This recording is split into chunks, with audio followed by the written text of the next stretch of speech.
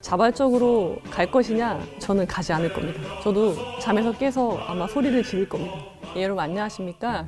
저는 육군 군 법무관으로 14년간 군 복무를 하고 육군 예비역 소령으로 전역을 하였고 아는 변호사 사무소를 운영하고 있는 이지훈 변호사입니다.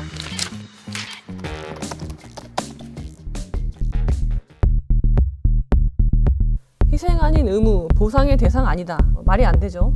가장 완벽한 희생입니다. 남녀차별 논란, 불필요한 남녀차별 논란을 조장하고 있는 것은 정치권이라고 생각합니다. 국방부 입장, 국방부가 입장이 없죠. 사회적 합의가 필요한 일이다. 국방부가 할 말이 아니죠. 지금 이 상황에서 국방부가 얘기를 안 하면 누가 합니까? 여성 징병제가 군사 안보 전략상 필요하냐 하면 하는 거고 아니면 안 하는 거죠. 전투는 사회적 합의로 하는 게 아니니까요.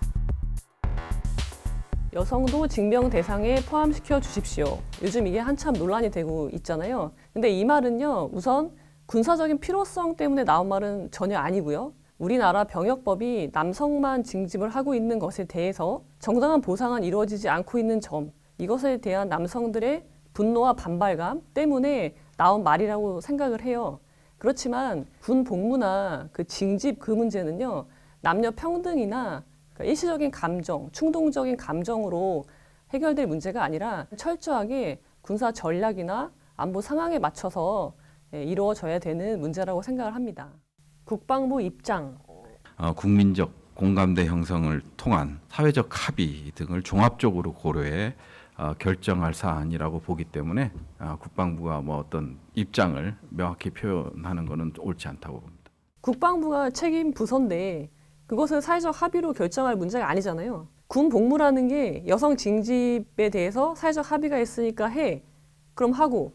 그럼 사회적 합의가 이제 없어. 그럼 하지 마. 그럼 안 하고. 그건 아닌 거죠. 철저하게 국군 조직과 편제는 국방부의 소관이에요.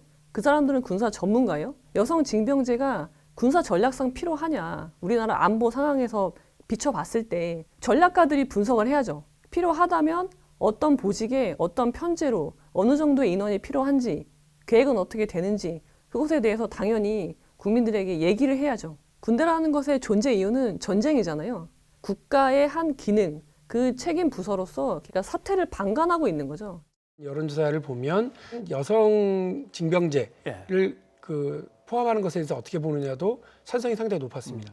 20, 30대 여성 50% 이상이 자신들도 군대를 가야 한다는 것에 동의한다. 이거 굉장히 놀라운 수치인데요. 저한테 만약에 이런 질문을 했다면 저는 징집에 동의하지 않을 겁니다. 왜냐하면 저는 군대를 다녀왔잖아요. 군에서 그러니까 9주간의 군사훈련을 받고 14년 동안 육군 군 법무관으로 복무를 했는데요. 군에서 자유가 억압되고 집단으로 살아야 되는 그 자체가 저한테 굉장히 큰 고통이었거든요. 군 법무관으로 복무를 했으니까 전투병과는 아니었죠. 그러니까 지원 분야였지만 여성이기 때문에 또 가능한 분야이기도 해요. 그리고 남성과 여성은 분명히 신체적인 차이가 있다고 저는 생각을 합니다. 군대는 그리고요. 태생적으로 남성 중심적인 조직이고요. 그리고 보수적인 조직이어야 된다고 생각을 해요. 그게 맞고. 그래서 군대를 남녀 평등을 실현하는 장으로 만들거나 기타 사회에서 문제가 되고 있는 그런 이슈들을 군에 막 접목시키는 그런 거는 굉장히 위험하다고. 이런 여론조사가 의미가 없는 거죠. 안보 전략상 필요하면 징집 당하는 거예요. 그런 여론조사를 하는 것 자체도 이미 굉장히 선동적이다. 징병제는 여성차별의 근원. 근데 저는 이게 잘 이해가 안 되더라고요. 징병제가 왜 여성차별의 근원이지? 남성 중심적인 그 군 조직 문화가 민간 사회도 영향을 미치게 된 거죠. 사실 그게 나쁜 거죠. 그래서 여성차별로 이어지게 된 거지 여성차별의 원인이 여성을 징집하지 않았기 때문이다라고 보는 것은 아무런 연관관계가 없는 거죠. 군대 간 게 벼슬, 이 벼슬이란 말은요. 저는 동의하지 않아요.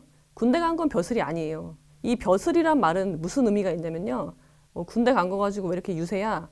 약간 비하하는 말이거든요. 이 자체도. 국가를 위한 개인의 희생이라는 것을 인정하지 않고 정당한 보상을 하지 않고 폄하하고 조롱하고 희화하는 그런 분위기. 그것을 고쳐야 되는 거죠.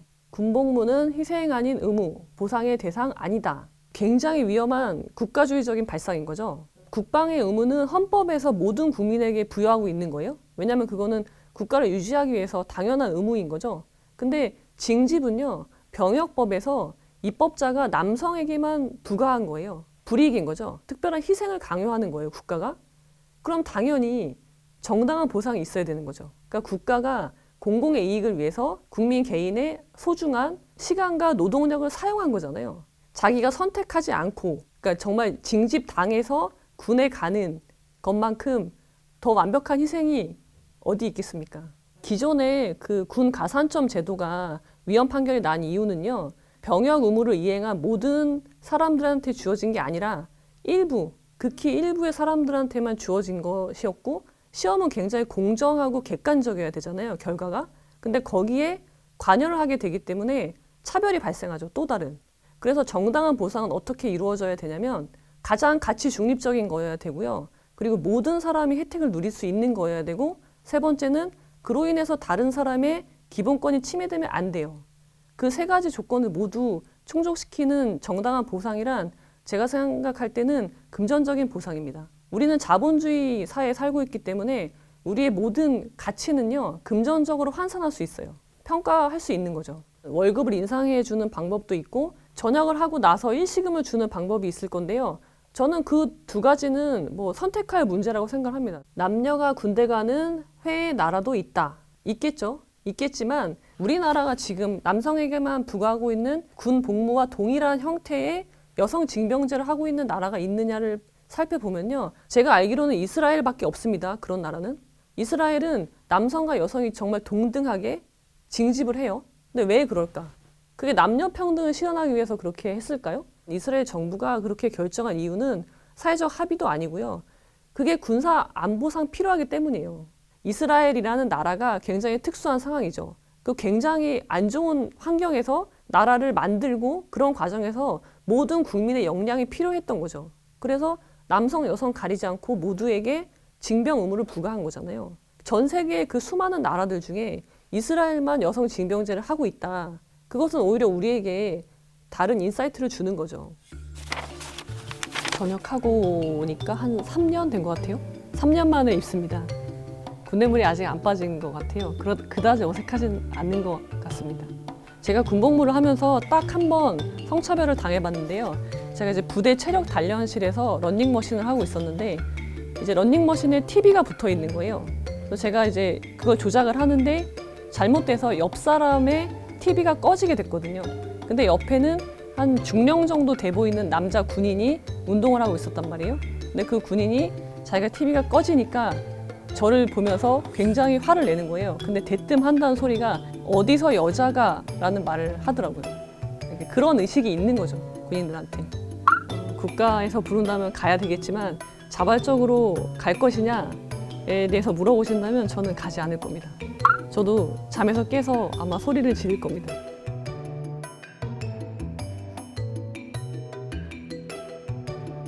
전쟁은 합의로 하는 것이 아니다.